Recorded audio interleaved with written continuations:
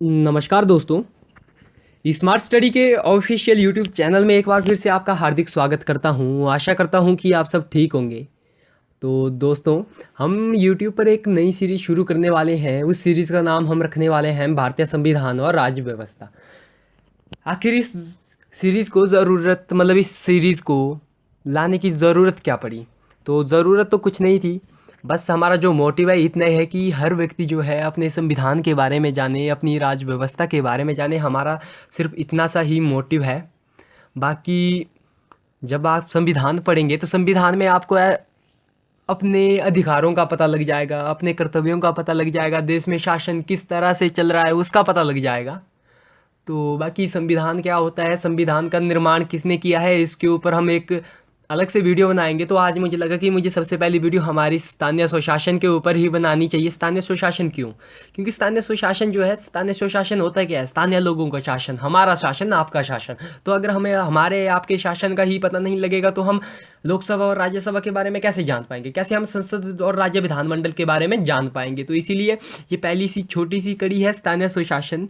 तो आशा करता हूँ कि आपको ये सीरीज़ फिर से बहुत पसंद आएगी। तो चलिए बिना किसी समय को बर्बाद करते हुए देखते हैं स्थानीय स्वशासन के बारे में। जब हम बात करेंगे स्थानीय स्वशासन की, तो स्थानीय स्वशासन में हम सबसे पहले क्या करेंगे? ऐतिहासिक संदर्भ को पढ़ेंगे। ऐतिहासिक संदर्भ में हम हिस्ट्री में जाएंगे। हिस्ट्री में देखेंगे कि स्थानीय स्वशासन का किस तरह से विकास हुआ था, या किस तरह से उसमें स्थानीय स्वशासन जो है अपने अस्तित्व में थी।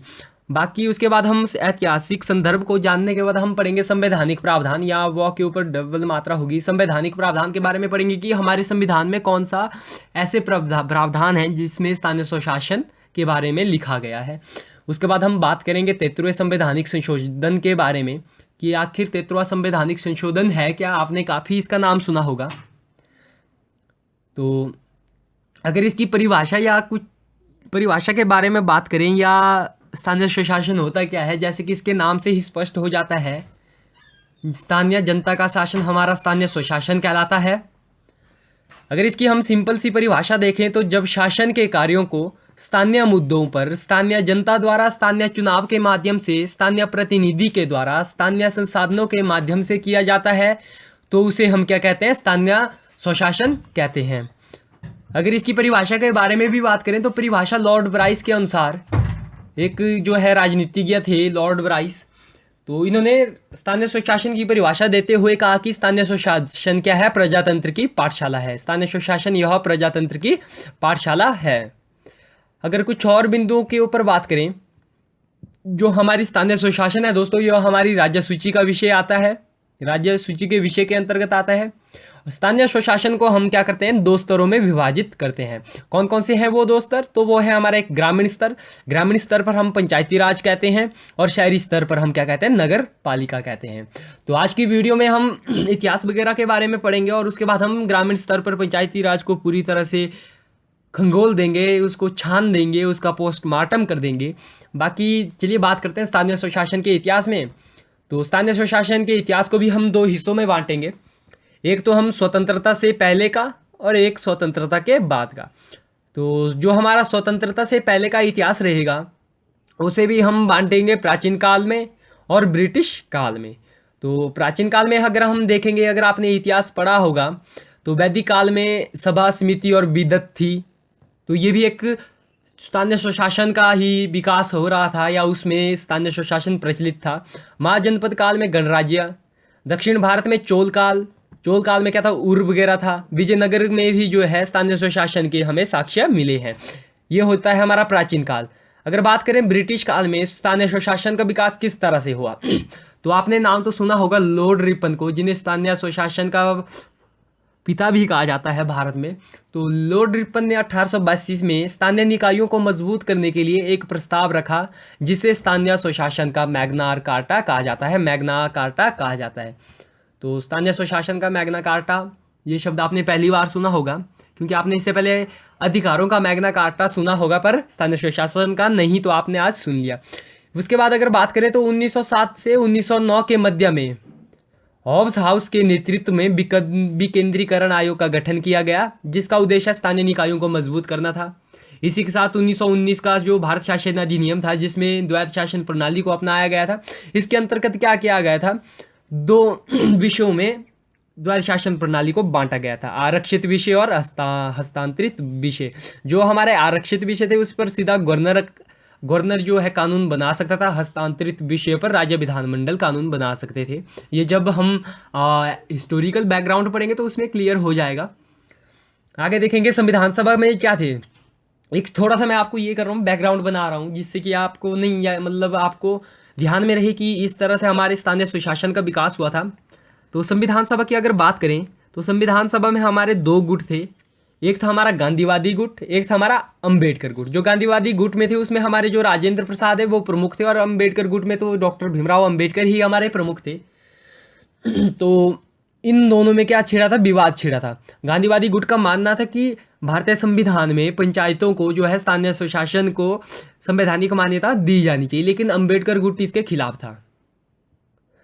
तो अगर हम इतिहास के बारे में पूरा निष्कर्ष निकालें तो निष्कर्ष से हम यह निकाल सकते हैं दोस्तों कि इसमें क्या किया गया, नगरों पर ही ध्यान दिया गया, ग्रामीण क्षेत्रों पर कोई ध्यान नहीं दिया गया था खासकर। हालांकि प्राचीन समय में हम कह सकते हैं कि स्थानीय स्वशासन था, लेकिन उस पर उतना व्यय नहीं किया जा रहा था, और जो सत्ता का विकेंद्रीकरण किया गया था वो केंद्र के पक्ष में ज़्यादा किया गया था, यानी कि कठोर केंद्र की व्यवस्था की गई थी। यह हमारा थोड़ा सा निष्कर्ष हो जाता है। तो आगे हम देखेंगे कि स्वतंत्रता के पश्चात या संविधान लागू होने के बाद 26 जनवरी 1950 को हमारा संविधान लागू हुआ, उसके बाद जो है विकास किस तरह से हुआ। माफ़ कीजिएगा, गले में थोड़ी सी खराबी है। बाकी जो यहाँ से है हमारा मेन, यहीं से शुरू हो जाता है स्थानीय स्वशासन का। सामुदायिक विकास कार्यक्रम 1952 में चलाया गया और 1953 में राष्ट्रीय प्रसार सेवा। इन दोनों का उद्देश्य दोस्तों हमारा ग्रामीण विकास करना था। ग्रामीण विकास के संबंध में जो है उपाय बताना, सिफारिशें बताना, ग्रामीण विकास ये इनका मुख्य उद्देश्य था। तो ठीक है, इनका गठन हो गया 1952-1953 में इनका गठन हो गया। तो फिर क्या हुआ, योजना आयोग ने 1957 में बलवंत राय मेहता समिति का गठन किया। क्यों किया? जो बलवंत राय मेहता समिति का गठन किया गया दोस्तों, उसका जो है कार्य क्या था, ये जो हमारे दो कार्यक्रम है, सामुदायिक विकास कार्यक्रम और राष्ट्रीय प्रसार सेवा, इनका मूल्यांकन करने के लिए किया गया था कि इन्होंने जो इनका गठन जिस उद्देश्य के लिए किया गया था, क्या वो उस उद्देश्य को पाने में सफल रहे हैं। तो जब इसका मूल्यांकन बलवंत राय मेहता समिति के द्वारा किया गया तो बलवंत राय मेहता जी ने कहा कि ये सफल नहीं रहा, और उन्होंने कारण भी बताया। तो कारण बताते हुए उन्होंने कहा कि प्रशासन में सरकारी मशीनरी का बहुत ज़्यादा हस्तक्षेप है, जिस कारण से स्थानीय स्वशासन या ये दो जो कार्यक्रम है, सामुदायिक विकास कार्यक्रम और राष्ट्रीय प्रसार सेवा, इनके द्वारा जो है ग्रामीण विकास सही से नहीं हो पा रहा। बाकी जो है हमारे बलवंत राय ने लोकतांत्रिक विकेंद्रीकरण की बात कही, और बलवंत राय को क्या कहा जाता है, लोकतांत्रिक विकेंद्रीकरण का जनक कहा जाता है। आगे देखते हैं कि जो बलवंत राय मेहता समिति का गठन हुआ था 1957 को, तो इसकी क्या सिफारिशें थी। तो इन्होंने सिफारिशें दी थी कि ग्राम से लेकर जिला स्तर तक त्रिस्तरीय व्यवस्था को अपनाया जाए। सबसे निचले स्तर पर अर्थात ग्राम स्तर पर ग्राम पंचायत हो, खंड स्तर पर पंचायत समिति हो, तथा जिला स्तर पर हमारा जिला परिषद कार्य करे। और इन्होंने एक और सिफारिश थी कि लोकतांत्रिक विकेंद्रीकरण किया जाए, मतलब कि केंद्र से शक्ति को प्रसार किया जाए राज्यों की तरफ, ना कि राज्यों से केंद्र की तरफ। केंद्रीकरण ना करके विकेंद्रीकरण की ओर ध्यान दिया गया। ये पॉइंट इंपॉर्टेंट हो जाता है। आगे देखते हैं। 1958 में एनडीसी के द्वारा इन सिफारिशों को स्वीकृति प्रदान की गई, जिसके परिणाम स्वरूप तो दोस्तों जो है एनडीसी, राष्ट्रीय विकास परिषद इसका पूरा नाम है। तो इसके द्वारा हमारी बलवंत राय मेहता जी की समिति जो थी, इनकी सिफारिशों को स्वीकृति प्रदान की गई एनडीसी के द्वारा, जिसके परिणाम स्वरूप क्या किया गया, 2 अक्टूबर बापूजी का बर्थडे 2 अक्टूबर 1959 को राजस्थान के नागौर जिले के बगदरी गांव में पहली बार पंचायतों का गठन किया गया था। हालांकि गांव का नाम शायद चेंज तो नहीं हुआ, आप एक बार गूगल में चेक कर लें। बाकी बगदरी गांव बिल्कुल सही होगा। इसके बाद यानी कि 2 अक्टूबर के बाद 11 अक्टूबर 1959 को आंध्र प्रदेश के महबूब नगर जिले में पंचायत का गठन किया गया। तो सबसे पहली पंचायत भारत में किस जिले में हुई? राजस्थान के नागौर जिले में। और दूसरी कहाँ हुई? हमारी आंध्र प्रदेश के महबूब नगर जिले में। जो ये हमारी थी पंचायतें, ये असफल होने लगी हमारी 1965 के दशक के दौरान। तो इसकी असफलता के क्या कारण थे? असफलता के भी कुछ कारण थे दोस्तों, जैसे कि धन की कमी, राजनीतिक चेतना की कमी थी, लोग राजनीति के प्रति जागरूक नहीं थे, नियमित चुनाव नहीं होना, क्योंकि कुछ ऐसे लोग हैं ना जिनको कि सत्ता की लत पड़ जाती है। सत्ता की लत पड़ने के कारण क्या कर रहे थे? 10-15 साल तक चुनाव ही नहीं हो रहे थे। कुछ आंतरिक मतभेद भी थे जिस कारण ये असफल रही। फिर क्या होता है दोस्तों, थोड़ा सा फेरबदल हो जाती है। जैसे कि 1975 में आपने पढ़ा है कि आपातकाल लग जाता है, जिसमें कि जनता पार्टी की सरकार बन जाती है। आपातकाल के बाद मोरारजी देसाई हमारे प्रधानमंत्री बन जाते हैं। तो मोरारजी देसाई ने 1977 को क्या किया? अशोक मेहता समिति का गठन किया और इस समिति ने अपनी रिपोर्ट 1978 को पेश की। जैसे ही इन्होंने अपनी रिपोर्ट पेश की तो रिपोर्ट में इन्होंने निम्नलिखित सिफारिशें लिखी। सिफारिशों में इन्होंने कहा कि द्विस्तरीय पंचायती राज व्यवस्था हो, ब्लॉक स्तर पर हमारी मंडल पंचायत हो या मंडल स्तर पर मंडल पंचायत हो, जिला स्तर पर जिला परिषद। इन्होंने क्या किया? ग्राम पंचायत को पूरी तरह से समाप्त करने का जो है सिफारिश रखी। फिर उन्होंने कहा कि पंचायतों को जो है संवैधानिक दर्जा प्रदान किया जाए। पंचायतों के विघटन की स्थिति में 6 महीने के भीतर चुनाव किया जाए। अगर पंचायत का विघटन होता तो 6 महीने के अंदर ही चुनाव हो जाने चाहिए। पंचायतों को जो है कर रोपण करने का भी अधिकार दिया जाए। ये इनकी सिफारिशें थी। फिर क्या होता है दोस्तों, इनकी सरकार गिर जाती है और 1980 में हमारी कांग्रेस की सरकार सत्ता में आ जाती है। 1984 में फिर इंदिरा गांधी जी की हत्या हो जाती है। उसके बाद हमारे राजीव गांधी जी प्रधानमंत्री बनते हैं और इन्होंने इस दिशा में कार्य करते हुए 1985 में GV राव समिति का गठन किया, जिसका उद्देश्य ग्रामीण विकास तथा निर्धनता उन्मूलन की समीक्षा करना था। तो माफ कीजिएगा, GV राव समिति ने सुझाव दिए, कुछ इन्होंने सिफारिश दी कि त्रिस्तरीय पंचायती राज व्यवस्था को अपनाया जाए। जिला सत्र पर एक नई पद जिला विकास आयुक्त की स्थापना की जाए, जिसका जो है प्रतिष्ठा DC से भी ऊपर हो। इन्होंने जो है प्रतिनिधित्व की बात कही, जैसे कि पंचायतों में ST SC OBC महिलाओं के लिए आरक्षण की बात कही। इन्होंने कहा कि नियमित चुनाव होने चाहिए।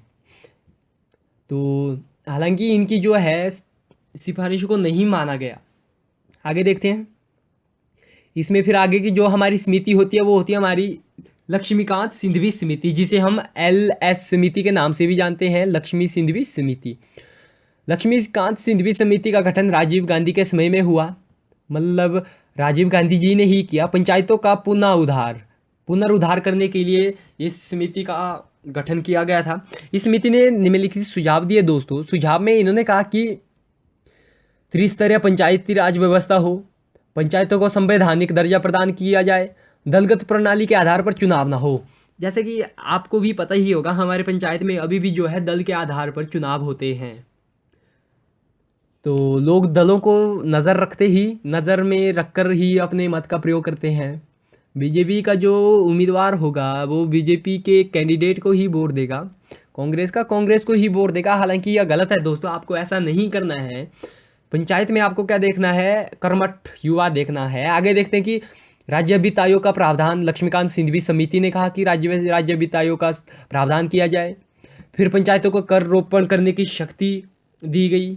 इस सिफारिश के अनुसार कहा कि पंचायतों को कर रोपण करने का अधिकार देना चाहिए। अधिकरण ट्रिब्यूनल, जिसे इंग्लिश में कहा जाता है, की स्थापना करने की सिफारिश की। जो हमारे ट्रिब्यूनल होते हैं दोस्तों, इनकी स्थापना क्या होती है? अनावश्यक मामलों की सुनवाई। अनावश्यक मामले जैसे कि नदी जल विवाद अनावश्यक मामला है ना, जैसे कि हिमाचल से नदी जा रही है पंजाब को तो दोनों में माफ कीजिएगा, वाद विवाद छिड़ जाता है कि ये हिमाचल वाले कहेंगे कि हम पानी आपको नहीं देंगे, तो दोनों में विवाद हो जाएगा। तो ऐसे में क्या किया गया? नदी जल प्राधिकरण की स्थापना की गई है। तो इसी तरह से आप समझ सकते हैं। आई होप क्लियर हो गया होगा। आगे देखते हैं। राजीव गांधी की सरकार ने 64वां संविधान संशोधन विधेयक 1990 ग्रामीण, इसका विधेयक का ही पूरा नाम था, तथा 65वां संविधान संशोधन 1989 नगरीय लोकसभा में तो पारित किया, परंतु राज्यसभा में इसे पारित नहीं किया गया। फिर क्या होता है कि 1989 को राजीव गांधी जी की सरकार गिर जाती है, कांग्रेस की सरकार गिर जाती है। 1991 में जो है राजीव गांधी की मृत्यु हो जाती है। तो उसके बाद फिर जो है हमारे पीवी नरसिम्हा राव देश के प्रधानमंत्री बनते हैं। तो ये क्या करते हैं, लोकसभा में 73वां संविधान संशोधन विधेयक 1992 और 74वां संविधान संशोधन विधेयक 1992 लोकसभा में पेश करते हैं। लोकसभा में पेश करते हैं। तो इस बार क्या होता है, इतनी सारी बार जो है लोकसभा ने तो पारित किया, लेकिन राज्यसभा क्या करती थी, अस्वीकार कर देती थी, पारित नहीं करती थी। लेकिन इस बार ऐसा नहीं हुआ दोस्तों, इस बार इतिहास बदलने जा रहा था। तो इस बार क्या हुआ कि लोकसभा ने इस विधेयक को पारित किया 22 दिसंबर 1992 को, राज्यसभा ने पारित किया 23 दिसंबर 1992 को, राष्ट्रपति ने भी इसके ऊपर हस्ताक्षर किए पर किए 20 अप्रैल 1993 को। और जो जैसे कि कोई विधेयक पर जब राष्ट्रपति के हस्ताक्षर हो जाते हैं तो वो क्या बनता है, कानून बन जाता है। तो इस तरह से ये जो हमारा संशोधन विधेयक था, 73वां संवैधानिक संशोधन विधेयक, या ये क्या बना था, 73वां संविधान संशोधन अधिनियम बन गया था ये दोस्तों। अब ये कानून बन गया था। तो देश में इसे लागू कब किया गया 24 अप्रैल 1993 को इसे लागू किया गया। और जो 24 अप्रैल का दिन है दोस्तों, वो पंचायती राज दिवस के रूप में मनाया जाता है, जिसमें 73वां संवैधानिक संशोधन और 74वां संवैधानिक संशोधन पास हुआ, पंचायती राज व्यवस्था को संवैधानिक मान्यता प्रदान की गई। उसमें हमारे देश के प्रधानमंत्री नरसिम्हा राव जी थे और राष्ट्रपति हमारे शंकर दयाल शर्मा जी थे। तो अब देखते हैं कि अब क्या हुआ। पहले इसे संवैधानिक मान्यता नहीं दी गई थी, स्थानीय स्वशासन को, पंचायतों को संवैधानिक मान्यता नहीं दी गई थी। तो फिर भी दोस्तों एक बात मैं बता रहा हूँ कि इसका प्रावधान तो था संविधान में, लेकिन संविधान जो है मान्यता नहीं दी गई थी। आप अगर भाग 4 पढ़ेंगे नीति निर्देशक तत्व, तो अनुच्छेद 40 में क्या कहा गया था कि पंचायतों का गठन, जो आपको पता है कि अनुच्छेद माफ कीजिएगा भाग 4 में जितने भी अनुच्छेद हैं उनको जो है बाधित नहीं किया जा सकता किसी के ऊपर भी। तो आगे फिर देखते हैं कि जो हमारा प्रावधान जोड़े गए इस अधिनियम के द्वारा, 73वें संवैधानिक संशोधन अधिनियम के द्वारा जो हमारे संविधान में क्या क्या बदलाव किए गए या क्या क्या जोड़ा गया। तो इसमें क्या किया गया, भारतीय संविधान में भाग 9 जोड़ा गया, जिसमें अनुच्छेद 243A से लेकर 243O तक जोड़े गए अनुच्छेद। और कुल अनुच्छेदों की संख्या हमारी 16 हो जाती है। ABCDEFGHI जब आप करेंगे O तक तो 16 अनुच्छेद हो जाते हैं। और जो कितने विषय जोड़े गए, 11वीं अनुसूची जोड़ी गई संविधान में, और 11वीं अनुसूची में हमारी 29 विषय जोड़े गए। कुछ हो जाती है हमारी पंचायती राज से संबंधित अन्य समितियां, उन्हें देखते हैं कि ये हो जाती है हमारी दांतेवाला समिति 1978 को गठन हुआ, हनुमंत राव समिति 1984 को गठन हुआ, PK थुंगन समिति 1988 को इसका गठन हुआ, गाडगिल समिति 1988 को इसका गठन हुआ। तो दोस्तों ये थी हमारी स्थानीय स्वशासन, हमने पढ़ा स्थानीय स्वशासन का इतिहास, और इतिहास से लेकर किस तरह से इसे संवैधानिक मान्यता प्रदान की गई, संविधान के द्वारा इसे अपनाया गया, संविधान के द्वारा इसे मान्यता दी गई। ये पूरा मार्ग हमने पढ़ा, पूरा जो है सब कुछ हमने पढ़ा इसके बारे में। बाकी फिर हम आगे की वीडियो जो बनेगी उसमें हम पढ़ेंगे भाग 9। भाग 9, क्योंकि जब तक हमारा पंचायती राज खत्म नहीं हो जाता तो हम कैसे आराम से बैठ सकते हैं दोस्तों। तो हम आगे पढ़ेंगे भाग 9। भाग 9 में हम पढ़ेंगे कि अनुच्छेद 243A में क्या है, B में क्या है, C में क्या है, D में क्या है, E, F, G इनमें क्या क्या है, और जो 11वीं अनुसूची में पंचायतों के 29 विषय दिए गए हैं तो 29 विषयों में क्या क्या है वो भी हम पढ़ेंगे। बाकी जिस तरह से जैसे ही आपकी पंचायती राज व्यवस्था ख़त्म हो जाती है दोस्तों, उसके बाद हम क्या करेंगे, 22 भाग है ना हमारे संविधान में, सभी को पता होगा। तो हम भाग 1 से पढ़ना शुरू कर देंगे, क्योंकि किसी शायर ने खूब कहा है दोस्तों कि तुम्हारी हर समस्या का मैं मुकम्मल समाधान हूँ, कभी फुर्सत मिले तो पढ़ना मैं भारत का संविधान हूँ। इसी के साथ दोस्तों अगर आपको वीडियो पसंद आई होगी तो वीडियो को लाइक, शेयर और कमेंट ज़रूर कीजिएगा। बाकी PDF के लिए जैसे मैं हर दिन कहता हूँ, अगर आप वीडियो देखते हैं होंगे तो धन्यवाद। बाकी अगर आप नए हैं हमारे चैनल पर तो आप हमारे चैनल को सब्सक्राइब कर सकते हैं। बाकी हमारे चैनल पर अपलोड किसी भी वीडियो का PDF लेने के लिए डिस्क्रिप्शन में जाइए, डिस्क्रिप्शन में व्हाट्सएप ग्रुप का लिंक दिया गया है, ज्वाइन कीजिए। तो इसी के साथ दोस्तों पढ़िए संविधान को जितना हो सके, क्योंकि संविधान से ही हमारे अंदर कॉन्फिडेंस आता है ना। तो इसी कामना के साथ जय हिंद, जय भारत।